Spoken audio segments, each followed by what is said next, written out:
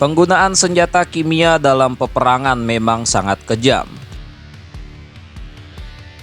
Namun oleh militer penggunaannya kerap dianggap efektif. Salah satunya adalah penggunaan gas beracun yang digunakan selama Perang Dunia Pertama. Pada April 1915, Jerman tercatat beberapa kali menggunakan gas beracun untuk menyerang pasukan sekutu di perbatasan Belgia.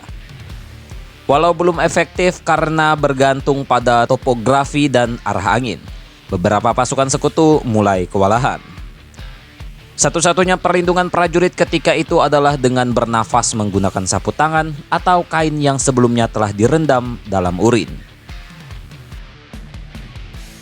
Komandan pasukan sekutu mulai menyadari hal ini, kemudian mendesak dan melaporkannya kepada atasannya untuk bisa membuat alat yang mampu melindungi tentara dari serangan gas beracun. Langkah ini kemudian segera direalisasikan dengan pengembangan masker gas pertama pada 10 Mei 1915 yang dibuat oleh Kapten Cluny McPherson, kepala petugas medis dari Resimen Newfoundland.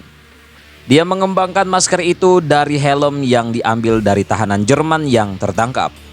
McPherson pun menambahkan tuduh atau penutup kanvas dengan tabung pernapasan.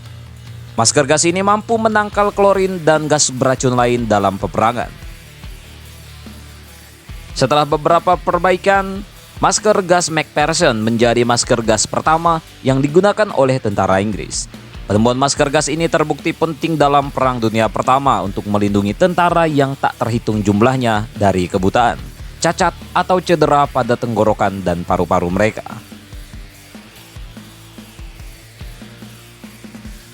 Cluny McPherson lahir di St. John's, Newfoundland, pada 18 Maret 1879.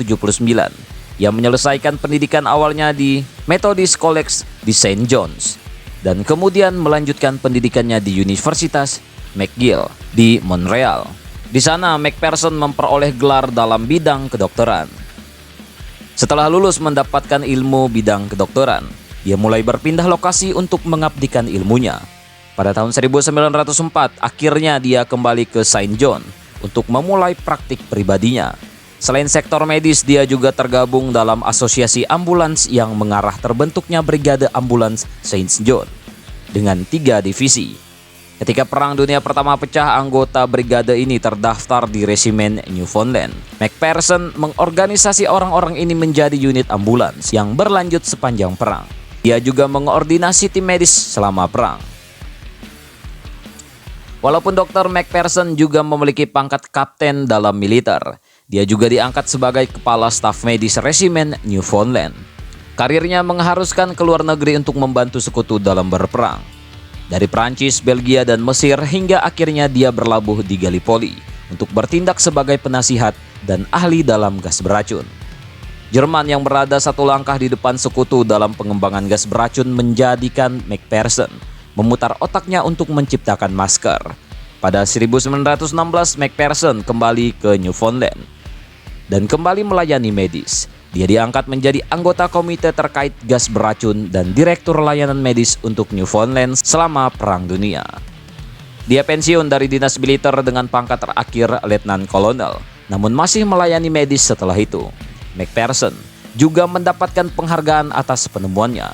Kini masker buatannya banyak digunakan oleh petugas pemadam kebakaran, tentara, hingga perusahaan manufaktur di dunia. Tentang ini bagaimana menurut kalian, coy?